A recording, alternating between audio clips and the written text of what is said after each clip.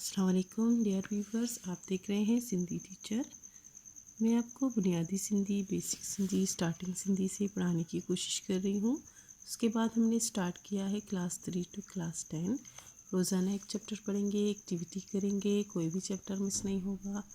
अगर आप स्टार्ट से पढ़ना चाहते हैं तो आप मेरे पिछले वीडियो में जाके पढ़ सकते हैं। पिछले वीडियो में हमने सिंधी की बुक क्लास 3 में चैप्टर 25 कंप्लीट कर दिया था। आज हम पढ़ेंगे चैप्टर 26 जिसे सिंधी में सबक छव्यून पढ़ते हैं। इसे कैसे पढ़ेंगे? सिन बेसब बेकफ बक सबक छ वाव छव वाव ये वी है वह हून नून साकिन हून सबक छव्यून मतलब चैप्टर 26। आज हमारे पास चैप्टर का टाइटल है असां जो झंडो। इसका मतलब है हमारा झंडा। ये नज़म है। आज हम तोड़ तोड़ के नहीं पढ़ेंगे, हम जोड़ जोड़ के पढ़ेंगे और इसके तर्जुमा करके आपको बताऊंगी कि ये क्या बोल रहा है नज़म में। झंडो पहंजो पाकिस्तानी, इसका मतलब है झंडा अपना पाकिस्तानी। कौम संदिया जो आहे निशानी, अपनी कौम की है ये निशानी।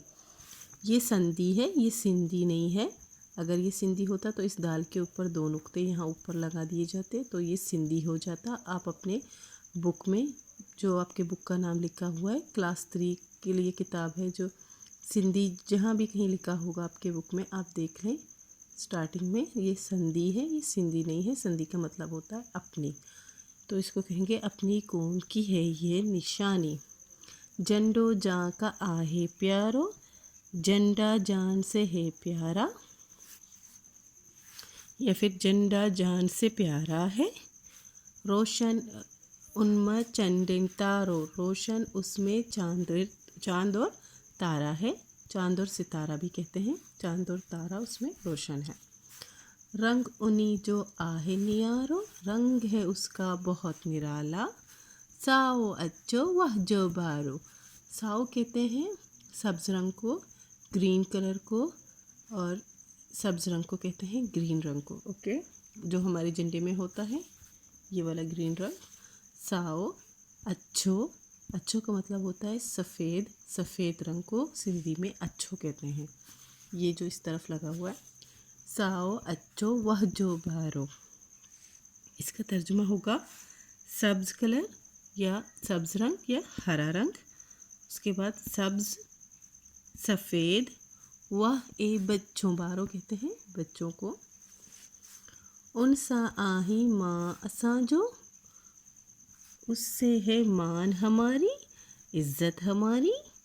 झंडो आहे शान असां जो, उस झंडे से है शान हमारी, झंडे से है शान हमारी।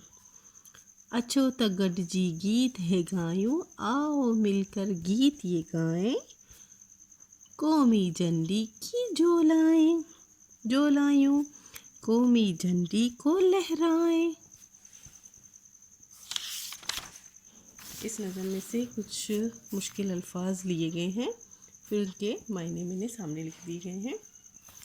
ये इस तरफ जो लिखे हैं ये सिंधी के अल्फाज हैं और जो मैंने बुक से लिए हैं, और ये इनके मायने उर्दू में मैंने लिख दिए हैं। झंडों का मतलब होता है झंडा, पहंजो का मतलब होता है अपना, कां का मतलब होता है सीन बड़िए से, प्यारों का मतलब होता है प्यारा, उन्हीं का मतलब होता है उसका, चंड का मतलब होता है चाँद, तारों का मतलब होता है तारा।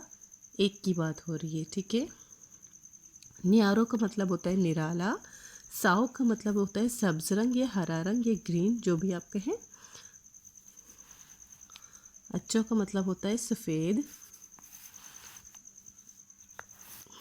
बारों का मतलब होता है बच्चों या बच्चे। असां का मतलब होता है हमारा। आही का मतलब होता है बढ़िए है। अच्छो, ये अच्छो है, इसमें 4 नुक्ते हैं 6 में,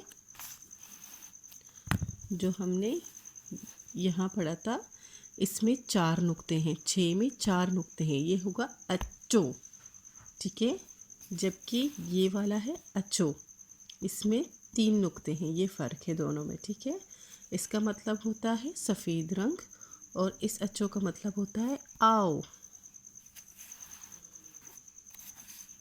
गडजी का मतलब होता है एक साथ या मिलकर। गीत का मतलब होता है नज़म या नगमा। गायों का मतलब होता है गाना या गाएं। झोलाइयों का मतलब होता है लहराना। उम्मीद है आप यहाँ तक समझ गए होंगे। नेक्स्ट वीडियो में नेक्स्ट चैप्टर पढ़ेंगे। अल्लाह हाफिज़।